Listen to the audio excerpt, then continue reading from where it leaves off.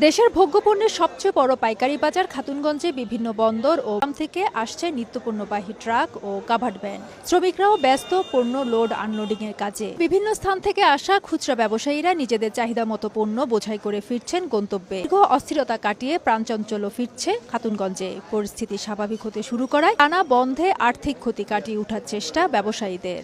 ওখান থেকে গাড়ি এখানে খাতুনগঞ্জ আসতেছে। আমি মনে করি আমাদের আরো পর্যায়ক্রমে আরো স্বাভাবিক হলে আরো ব্যবসা বাণিজ্য আরো বৃদ্ধি পাবে।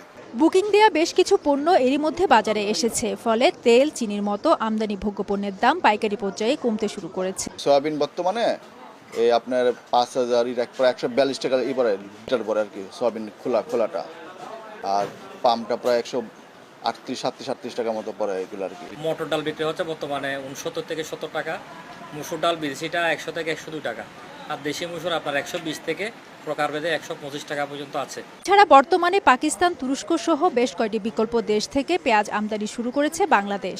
সরবরাহ বেশি থাকায় দামও নিম্নমুখী নিত্য প্রয়োজনীয় এই পণ্যটির। এছাড়া কেজিতে 3 থেকে 5 টাকা পর্যন্ত কমেছে রসুন ও আদার দামও। শিল আছে ডালের দরও। পেঁয়াজ এখন বিক্রি হচ্ছে 90 হতে 95 পর্যন্ত বিক্রি হচ্ছে।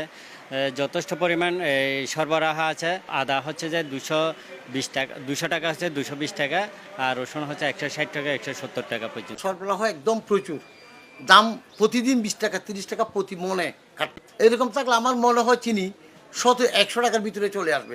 চাকতাই খাতুনগঞ্জে প্রায় 5,000 দোকান, আড়ত ও গুদামে প্রতিদিন 1 থেকে 1.5 কোটি টাকা পর্যন্ত লেনদেন হয়।